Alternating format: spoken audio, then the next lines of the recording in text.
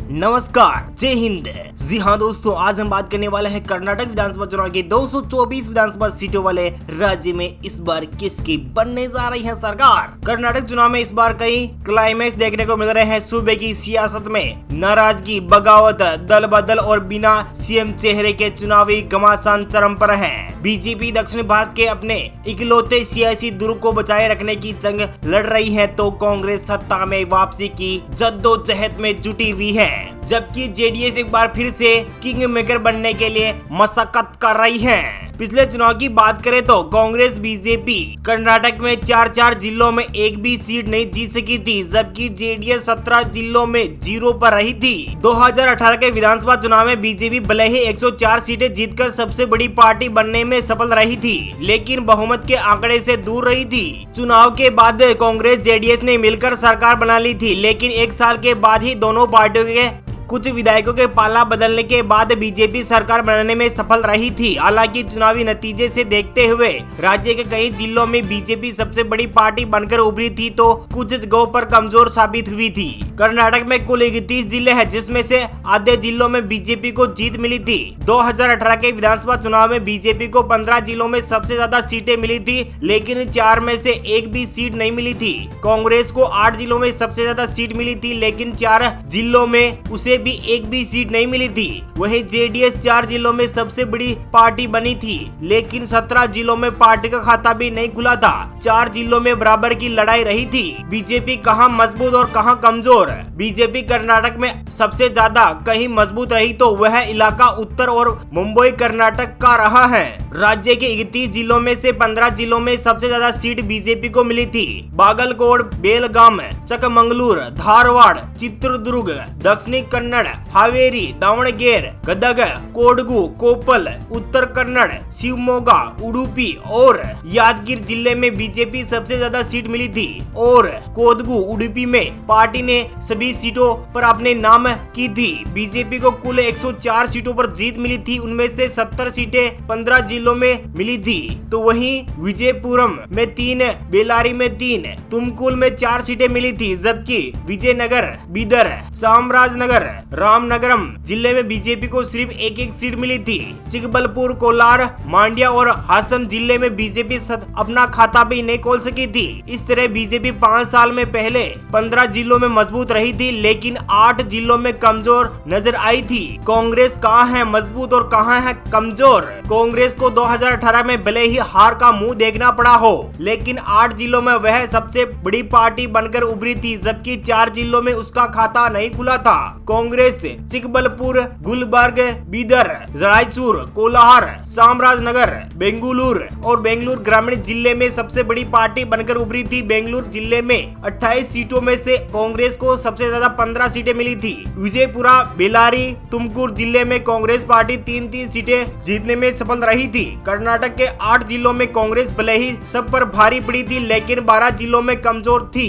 चकबलपुर, दुर्ग, दक्षिणी कन्नड़, गदग, हावेरी, शिवमोगा, यादगिर और रामनगरम जिले में पार्टी को एक सीट मिली थी। वहीं कांग्रेस को पांड्या, हासन, कोडगु और उडुपी में एक भी सीट मिलने में कामयाब नहीं हुई थी और 12 जिलों में कांग्रेस कमजोर थी। जेडीएस कहां है कमजोर, कहां मजबूत। 2018 के चुनाव में जेडीएस किंग मेकर बनकर उभरी थी, जिसका नतीजा के कुमारस्वामी मुख्यमंत्री बनने में सफल रहे थे। जेडीएस हासन, मंड्या, मैसूर और रामनगरम जिले में सबसे बड़ी पार्टी बनकर उभरी थी। ये चारों जिले देवगौड़ा परिवार के गृह जिले हैं। मंड्या में जेडीएस क्लीन स्वीप किया था, तो हासन जिले में 7 में से 6 सीटें, रामनगरम में 4 में से 3 सीटें मिली थी। यही इलाका जेडीएस का सबसे मजबूत माना जाता है। जेडीएस को 31 सीटें मिली थी, जिनमें से 21 सीटें इन 4 जिलों में मिली थी। जेडीएस 17 जिलों में एक भी सीट 2018 में जीत नहीं सकी थी, तो बीदरी, चकबलपुर, कोल्हार, यादगिर जिले में एक सीट मिली थी। बीजेपी जिन 15 जिलों में बढ़त बनाई थी, उनमें से 14 जिलों में जेडीएस का खाता भी नहीं खुला था। कांग्रेस के बढ़त वाले जिलों में से 3 जिलों में जेडीएस को एक भी सीट नहीं मिली थी। कर्नाटक में हाल काफी बदले। कर्नाटक विधानसभा चुनाव में इस बार सियासी हालत काफी बदल गई है। बीजेपी जिन राज्यों में सबसे ज्यादा सीटें जीतने में सफल रही थी, उन्हीं जिलों के तमाम दिग्गज नेता पार्टी छोड़कर कांग्रेस का दामन थाम लिया है। जगदीश शेट्टार और लक्ष्मण सावदी जैसे कद्दावर लिंगायत नेता कांग्रेस के टिकट पर चुनावी मैदान में उतरे हैं। शेट्टार मुख्यमंत्री तो सावदी उप मुख्यमंत्री रह चुके हैं। इसके अलावा 1 दर्जन के करीब विधायक और एमएलसी भी कांग्रेस का हाथ थाम चुके हैं। बीजेपी इस बार राज्य में कई मुद्दों पर गिरी है। ऐसे में बीजेपी के लिए अपने वर्चस्व वाले जिलों में अपने दबदबे को बचाए रखने की चुनौती में खड़ी हो गई है। जेडीएस को भी काफी सियासी चुनौतियों से गुजरना पड़ रहा है, तो कांग्रेस के सामने कसमंजस की स्थिति है। ऐसे में देखना यह है कि राज्य की चुनावी बाजी कौन जीतता है। तो दोस्तों यहाँ पर ओपिनियन पोल की बात कर लेते हैं। ओपिनियन पोल में किस पार्टी को सबसे ज्यादा सीट मिलने की संभावनाएं काफी ज्यादा बताई जा रही है। कर्नाटक विधानसभा चुनाव की 224 विधानसभा सीट में से भारतीय जनता पार्टी को कितनी मिलेगी, जेडीएस को कितनी मिलेगी और अन्य पार्टियों को कितनी मिलेगी, और कांग्रेस पार्टी यहाँ पर कितनी सीट पर जीतने में कामयाब होगी। जी हाँ दोस्तों, कर्नाटक के कोडगु में 2 विधानसभा सीट है, 2 में से 1 पर बीजेपी, 1 पर कांग्रेस पार्टी। बेंगलोर अर्बन की 4 विधानसभा सीट है, 4 में से बीजेपी के खाते में 1, कांग्रेस पार्टी को 2, जेडीएस के खाते में 1 सीट जा सकती है। चामराजनगर की 4 विधानसभा सीट है, 4 में से 2 पर बीजेपी, कांग्रेस पार्टी को 1 सीट, जेडीएस के खाते में 1 सीट जा सकती है।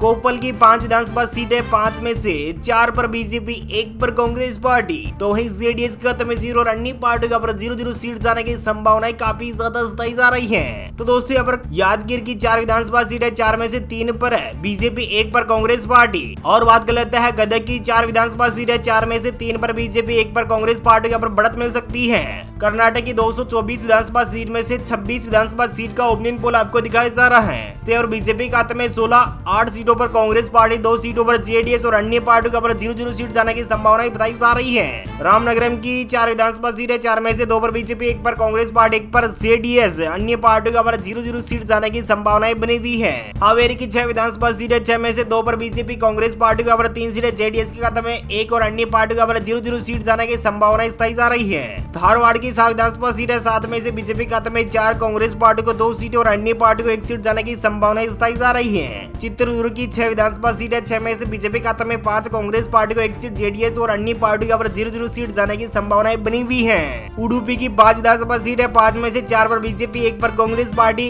जेडीएस के खाते में 0 और अन्य पार्टी का 0-0 सीट जाने की संभावनाएं बनी हुई है। कर्नाटक की 224 विधानसभा सीट में से 56 विधानसभा सीट का ओपिनियन पोल आपको दिखाया जा रहा है। तो यहाँ पर बीजेपी के खाते में 36, कांग्रेस पार्टी का 15 सीटें, जेडीएस के खाते में 4 सीटें और अन्य पार्टी का 0-0 सीट जाने की संभावनाएं बनी हुई है। हसना की 7 विधानसभा सीट है, 7 में से बीजेपी के खाते में 4 सीटें, कांग्रेस पार्टी का 2 सीटें, जेडीएस के खाते में 1 सीट और अन्य पार्टी का 0-0 सीट जाने की संभावनाएं बताई जा रही है। चिकबगलपुर की 5 विधानसभा सीट है, 5 में से बीजेपी के खाते में 1, कांग्रेस पार्टी का 3 सीटें, जेडीएस के खाते में 1 सीट और अन्य पार्टी का 0-0 सीट जाने की संभावनाएं बनी हुई है। बीदरी की 6 विधानसभा सीट है, 6 में से बीजेपी के खाते में 3 है, कांग्रेस पार्टी का 3 सीटें, यानी कि आधी सीट और बीजेपी कांग्रेस। कर्नाटक की 224 सीटों में से 75 विधानसभा सीट का ओपिनियन पोल आपको दिखाया जा रहा है। तो यहाँ पर 46 विधानसभा सीटों के साथ भारतीय जनता पार्टी, तो वहीं कांग्रेस पार्टी को 21 सीटें, 6 सीटों पर जेडीएस और अन्य पार्टियों को 1 सीट मिल सकती है।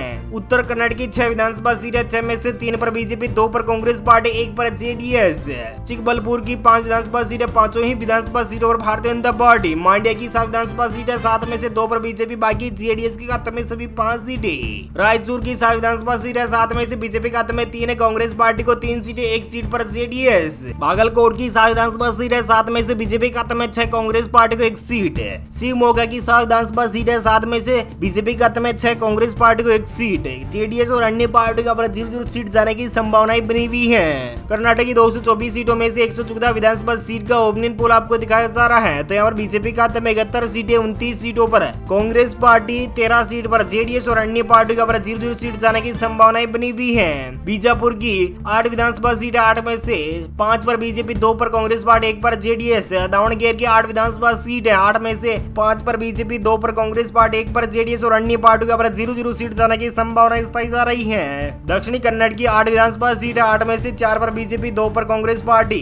2 पर जेडीएस और अन्य पार्टी का 0-0 सीट जाने की संभावनाएं बनी हुई है। कर्नाटक की 224 विधानसभा सीट में से 138 विधानसभा सीट का ओपनिंग पोल आपको दिखाया जा रहा है। तो यहाँ पर बीजेपी खाता में 85, कांग्रेस पार्टी को यहाँ पर 35, 17 सीटों पर जेडीएस और अन्य पार्टी को एक सीट मिल सकती है। मैसूर की 11 विधानसभा सीट है, 11 में से 5 पर बीजेपी, 2 पर कांग्रेस पार्टी और 4 पर जेडीएस। गुलबर्ग की 9 विधानसभा सीट है, 9 में से 5 पर बीजेपी, 2 पर कांग्रेस पार्टी, 2 पर जेडीएस। बेलारी की 9 विधानसभा सीट है, 9 में से 6 पर बीजेपी, कांग्रेस पार्टी को 3 सीटें और अन्य पार्टियों का 0-0 सीट जाने की संभावनाएं बनी हुई है। बेंगलोर ग्रामीण की 28 विधानसभा सीट है, 28 में से 16 पर बीजेपी, 9 पर कांग्रेस पार्टी, 2 पर जेडीएस और अन्य पार्टियों का 0-0 सीट। तुमकुर की 11 विधानसभा सीट है, 11 में से 5 पर बीजेपी, 4 पर कांग्रेस पार्टी, 1 पर जेडीएस। बेलगाम की 18 विधानसभा सीट, 18 में से 10 पर बीजेपी, 6 पर कांग्रेस पार्टी, 2 पर जेडीएस।